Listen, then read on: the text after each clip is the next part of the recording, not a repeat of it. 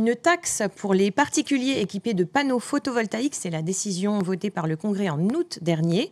Une mesure qui fait débat compte tenu du contexte actuel et du schéma de transition énergétique dans lequel le pays s'est engagé depuis 2016. Ça vous parle? Bonsoir et bienvenue. À compter du 1er janvier prochain, devrait s'appliquer une nouvelle taxe pour les logements individuels équipés de panneaux solaires en autoconsommation. Certains usagers et associations dénoncent cette prime de puissance qu'ils estiment injuste et contre-productive. Combien de foyers sont concernés par cette mesure et que prévoit-elle exactement? Quel impact aura-t-elle sur leur porte-monnaie et quelles conséquences pourrait-elle avoir sur la transition énergétique au pays? Pour en parler, je reçois ce soir Philippe Lassos, membre de l'association UFC Que Choisir, et Frédéric Alquier, référent en production photovoltaïque sur toiture pour le cluster Synergie. Bonsoir et merci à tous les deux d'être là. Bonsoir à tous.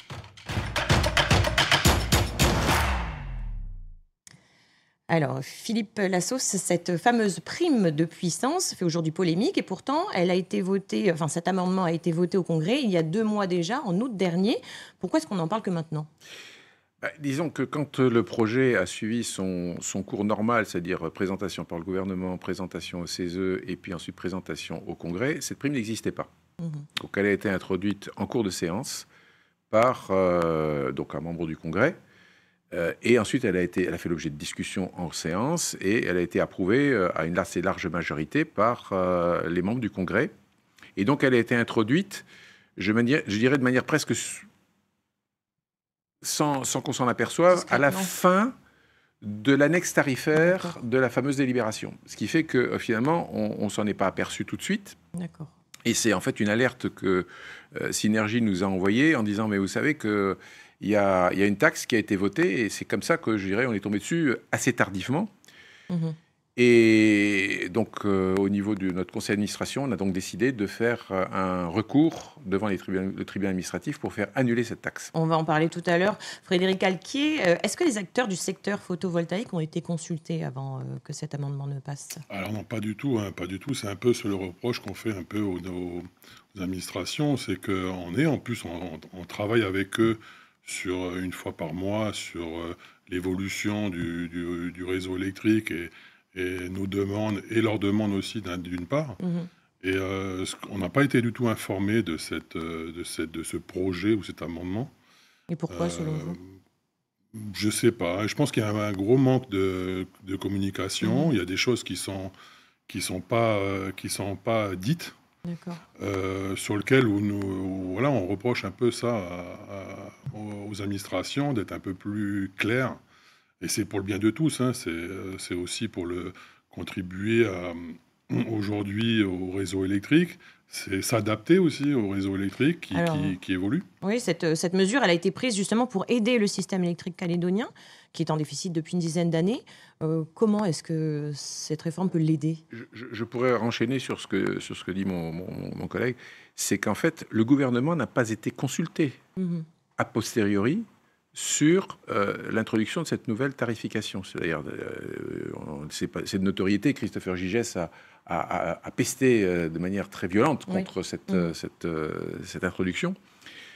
Et compte tenu de l'impact que ça peut avoir sur l'image de la Nouvelle-Calédonie, je pense que le gouvernement aurait dû être reconsulté parce que ça revient en fait à modifier l'équilibre de contrats de droit privé, puisque la vente de courant, c'est quelque chose qui relève d'une relation entre particulier et un fournisseur, et c'est un contrat de droit privé. Donc ça veut dire que le Congrès de Nouvelle-Calédonie, du fait du droit du prince, peut modifier des relations entre deux personnes privées. Et ça, c'est très grave, parce qu'en fait, ça met une incertitude juridique sur tout investissement, quel que soit le domaine. Et là, je pense qu'il faut vraiment qu'on attire l'attention de nos élus, de ne jamais faire ce genre de choses, parce que c'est quelque chose qui n'existe nulle part ailleurs, dans aucun pays, à cause justement du fait que ça peut induire des hésitations, voire des renoncements de la part d'investisseurs, parce qu'il y a une incertitude juridique. Alors, pour bien comprendre ce que prévoit cette réforme, je vous propose un extrait de ce reportage diffusé dans notre JT du 6 novembre. Il est signé Audrey Poëdi et Michel Pimbé. La prime de puissance, ou taxe soleil, comme l'appellent les détenteurs de panneaux photovoltaïques, c'est la mesure votée par le Congrès en août dernier. Si la puissance de votre compteur est supérieure à 5 kVA, unité qui représente la charge maximale de votre compteur, vous devrez débourser 5 000 francs pour chaque kVA. Exemple, pour 6 kVA, le montant de la taxe s'élèvera ainsi à 30 000 francs. Environ 7 000 foyers seront concernés par cette mesure qui s'appliquera dès le 1er janvier 2025. Voilà, alors on vient de le voir, la taxe concerne donc les installations de panneaux photovoltaïques en autoconsommation dont la puissance souscrite dépasse les 5 kVA. Concrètement, qu'est-ce que ça permet d'alimenter 5 kVA, 5 kVA? Alors, c'est à peu près, pour être un peu plus précis, souvent les gens parlent plutôt d'ampères. Donc, 5 kVA, 5 kVA, ça représente 20 ampères. Okay. C'est quand même une puissance quand même qui est assez conséquente pour un foyer de 4 personnes. Ce type de puissance n'est pas très utilisé. C'est plutôt 6 kVA ou 9 kVA. D'accord. Qui représente 30 et 45 ampères pour le 9 kVA et 30 pour le 6 ampères, 6 kVA. Et donc, oui, ça reste des puissances correctes pour un foyer de 4 personnes. 4 ou 5 personnes. D'accord. Philippe Lassos, vous êtes vous-même équipé en panneaux solaires. C'est ce que vous avez chez vous? Alors moi, j'ai un compteur à 9 kVA et j'ai installé du 6 kVA pour une raison très simple, c'est quand j'ai fait mes calculs, je voulais impérativement avoir un amortissement sur entre 5 et 6 ans, on va dire, de mon investissement. Pas plus. Et je me suis aperçu que si je faisais du 9 kV ou si je mettais des batteries solaires, en fait, j'investissais beaucoup plus pour ne pas gagner grand-chose en matière de retour sur investissement. Et donc, j'ai limité volontairement à 6 kVA. Ce qui fait qu'aujourd'hui, contrairement à ce qui a été dit, notamment lors des débats au Congrès, je dépense de l'argent et je contribue financièrement à Enercal puisque ma facture est toujours positive. Vous ne payez pas rien chaque mois? Je suis loin de ne... Disons que je suis entre 8 et 15 000 francs, ça dépend en janvier, là, j'ai des pointes de consommation parce qu'il fait très chaud. Et donc, on a de la climatisation. Mais sinon, en période fraîche, je suis à 8 000 francs par mois. D'accord. Donc, c'est pas complètement rien. D'accord. Est-ce que c'est courant pour les foyers, justement, d'avoir une capacité de 5 kVA? Ah non, pas du tout. En général, ça commence à partir de 3 kVA, donc qui correspond à 15 ampères. La moyenne, souvent, les gens se situent entre 6 kVA. Donc 30 ampères. Et après, donc supérieur tout de même à 5 kVA. Ah oui, la plus grande partie, c'est ça. Entre 6 et 9, quoi. Les contrats se situent entre ces deux souscriptions. D'accord, donc ça concerne beaucoup de personnes. On l'a entendu dans l'extrait, cette mesure concernerait près de 7000 foyers environ. Quelle part est-ce que ça représente justement par rapport au nombre total d'usagers équipés en panneaux solaires? Alors, à peu près, aujourd'hui... Alors, nous on n'a pas ces chiffres-là. On a les chiffres globaux, aussi bien de la partie DP, distribution publique, qui concerne tout ce qui est en toiture, mais aussi industriel. D'accord. Donc, pas que les particuliers. Les particuliers, oui. Donc, en gros, aujourd'hui, on est à peu près à 10 000 installations sur toiture, en comptant bien le privé et l'industriel. D'accord. Mais je n'ai pas d'éléments sur ce sujet-là. Donc on est en tout cas sur 7000 foyers qui seraient concernés par cette réforme, ce tarif qui devrait donc entrer en vigueur à partir du 1er janvier 2025 concrètement. Philippe Lassos, est-ce que vous pouvez nous dire à combien justement pourrait s'élever cette nouvelle charge pour un particulier moyen qui serait sur du 6 Sur du 6 kVA, ça ferait donc 6 fois 5 000, 30 000 francs par an. Par an, c'est bien par an. En plus des factures habituelles. Donc. En plus des factures habituelles, ce qui repousse en gros d'1 an le délai de retour sur investissement. Alors sur le montant, c'est vrai que on pourrait considérer que c'est pas énorme. Ceci étant, il y a des gens qui ont quand même investi dans ces panneaux photovoltaïques avec des emprunts, qui sont d'ailleurs largement majoritaires. Et ça peut peser lourdement sur les charges annuelles de ces gens-là. Contrairement à ce que les gens du Congrès ont pensé, ce ne sont pas que des nantis qui ont investi. C'est en majorité des gens qui voulaient faire des économies d'énergie.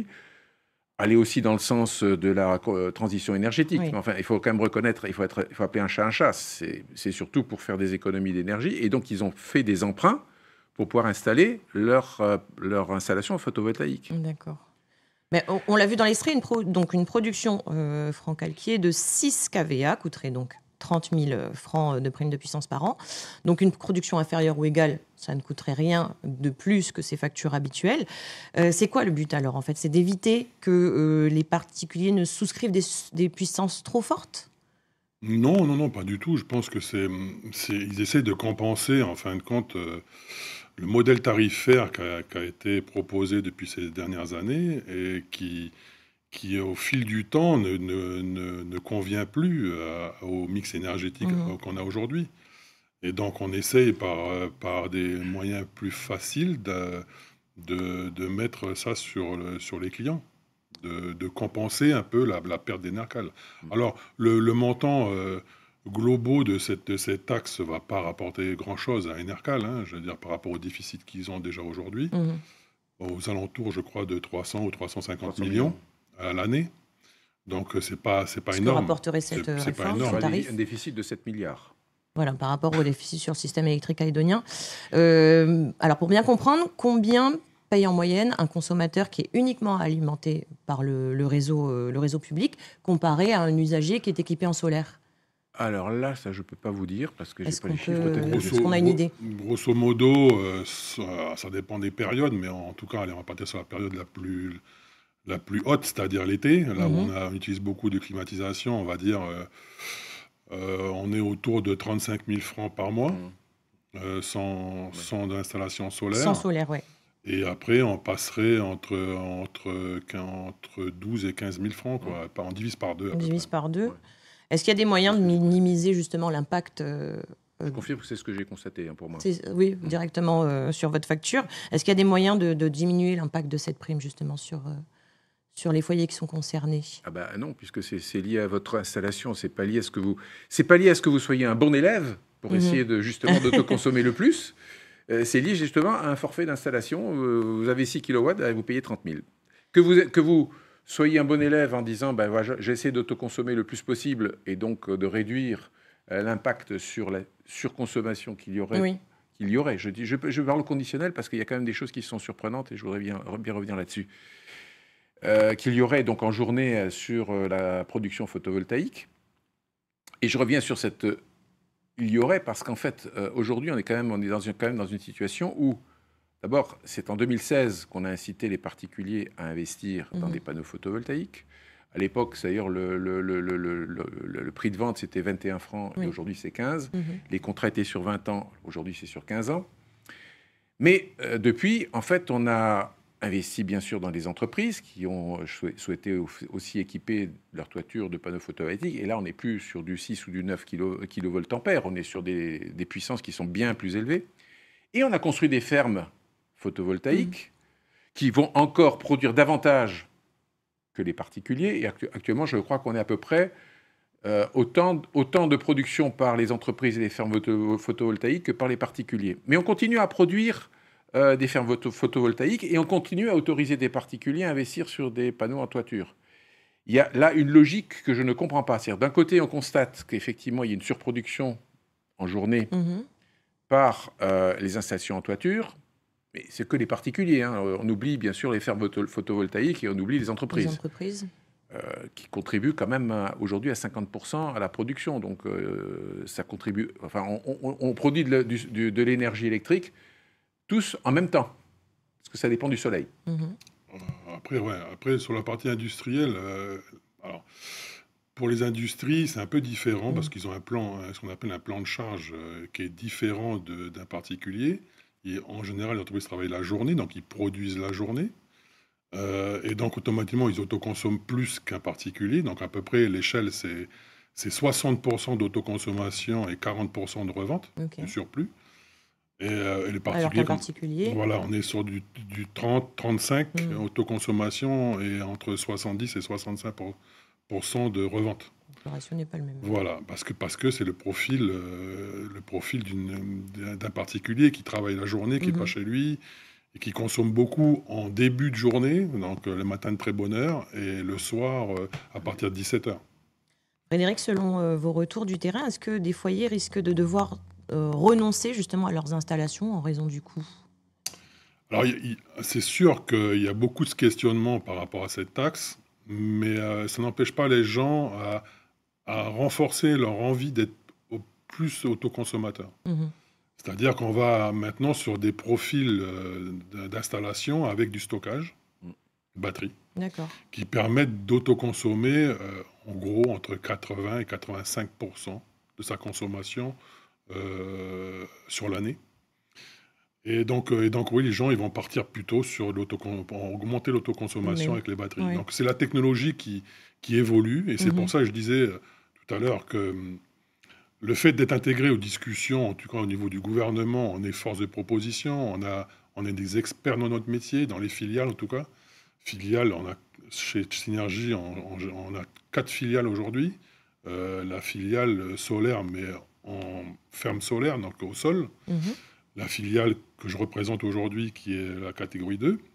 La partie solaire thermique. Et la dernière filiale qui est l'écomobilité, donc les véhicules électriques, le transport collectif, enfin, toutes les choses qui doivent être mises en place. Et ce qu'on voit aujourd'hui, c'est que, fur et à mesure du temps et la technologie qui évolue, nous, en tout cas les acteurs, et aussi bien les clients, vont sur ce modèle d'autoconsommation. Si on ne prévient pas les politiques, ou si on n'aide pas les politiques à trouver les bons éléments pour pouvoir faire cette transition énergétique qui coûte partout dans le monde, la transition énergétique coûte de l'argent. Oui. Et le problème en Calédonie, c'est qu'aujourd'hui, on n'en a pas trop, même voire pas du tout. Oui. Et donc la problématique est là, c'est qu'il faut qu'on se fasse aider pour cette transition énergétique. Et c'est pas, je ne pense pas que ce soit en tout cas en taxant plus les particuliers. Et là, je rejoins mon collègue, c'est qu'aujourd'hui, on fait juste une partie de... Il n'y a qu'une partie des clients, en fin de compte, qui sont soumis à cette taxe, malheureusement. Et qu'on devrait d'abord, dans un premier temps, revoir le tarif global de l'énergie. Ça serait la grille tarifaire entière qui serait à revoir. Voilà, et adapter tout ça par rapport à l'évolution du réseau électrique. Alors justement, plusieurs propriétaires ont déjà décidé de contester cette taxe. L'association UFC Que Choisir a également décidé de déposer un recours auprès du tribunal administratif pour contester cette décision. Est-ce que vous pouvez nous en dire plus sur ces recours? Quels sont vos arguments? Alors, donc on a déposé en fait 3 recours, 2 que j'ai déposés moi en tant que particulier, mais parce qu'en fait il y avait la nécessité d'essayer de bloquer en fait l'application de la tarification au 1er janvier. Et donc, pour pouvoir la bloquer, il fallait déposer un référé suspension. Et seul un particulier pouvait le faire. Donc, je me suis dévoué auprès de l'UFC pour le faire à mon nom, mais avec les mêmes arguments que l'UFC. Donc, il y a eu ce recours qui a été déposé par l'UFC avant le 30 octobre, puisque c'était la date limite 2 mois après la publication au journal officiel. Alors, il y a des arguments, je dirais, de forme, qui sont, par exemple, le fait que, compte tenu de l'importance d'une telle modification par rapport à la délibération qui a été soumise par le gouvernement au CESE, il aurait fallu que le gouvernement soit ressaisi de cette modification pour savoir si, effectivement, il l'approuvait, puisqu'en fait, la loi organique impose que les délibérations ou les lois de pays soient portées conjointement par le Congrès et le gouvernement. Donc là, il y a une faille, c'est que le gouvernement n'a pas été consulté sur cette modification qui est substantielle. Comme je l'ai dit tout à l'heure, modification des contrats existants. Ensuite, il y a un problème, je dirais, manifeste d'équilibre, d'égalité de l'usager devant le service public, puisqu'en fait, on est en train de taxer, c'est ce qu'on disait tout à l'heure, de taxer. C'est pas une taxe, en fait, parce qu'une taxe relève d'une loi de pays. Ils l'ont mise dans les... Ça s'appelle la prime de puissance. Alors, déjà, une prime, c'est le tarif... Le terme est un petit peu mal choisi, parce qu'en général, une prime, moi j'ai regardé dans le dictionnaire, une prime, c'est de l'argent qu'on verse à quelqu'un, sauf dans le cas des assurances où c'est quelque chose que vous payez. Donc, normalement, ça n'aurait jamais dû s'appeler une prime, puisque c'est quelque chose que les usagers doivent à NRK et pas l'inverse. Mais ceci étant, cette prime de puissance, elle a vocation à être payée par une frange très faible de ceux qui produisent de l'énergie par panneau photovoltaïque dans la journée. Donc, si on voulait, je dirais, considérer que c'est la surproduction de panneaux photovoltaïques qui est le problème, il aurait fallu que tous ceux qui produisent dans la journée soient pénalisés, et soient pénalisés à la limite à la hauteur de ce qu'ils contribuent à cette surproduction. Et là, ça concerne uniquement...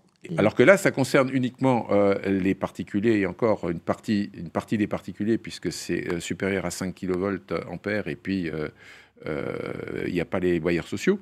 Pas les logements Mais sociaux collectifs. que vous soyez, je dirais, un bon consommateur, c'est-à-dire qui utilise au maximum vos capacités d'autoproduction, d'autoconsommation, ou que vous soyez quelqu'un qui a profité du système parce qu'il y en a quand même eu une faible part, vous êtes taxé de la même manière. Oui. C'est-à-dire qu'il n'y a pas de justice dans cette application qui est un peu... voilà. Bon, il y a d'autres arguments qu'on a pu trouver, je veux dire, mais ce serait rentrer un peu trop dans le détail du recours qu'on a fait. On en a quand même 6 pages d'arguments, donc je veux dire, c'est quelque chose où on espère bien que le tribunal administratif va pouvoir nous suivre sur ce... Quand est-ce que vous aurez une réponse Alors, sur le référé suspension, normalement, ça devrait se traiter dans le mois, parce que là, il faut que ça soit traité avant le 1er janvier. D'accord. Après, le tribunal administratif, il prend le temps qu'il faut. D'accord.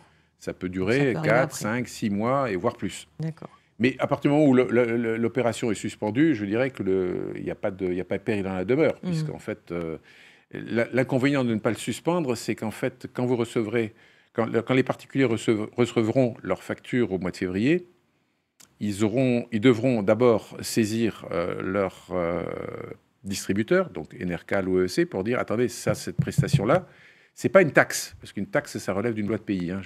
On appelle ça taxe, mais c'est impropre. C'est un tarif. Un tarif, ça suppose une contrepartie. Donc, quelle est la contrepartie que j'ai par rapport à cette taxe, par rapport à ce tarif, pardon. Vous emmêlez vous-même les pinceaux. Oui.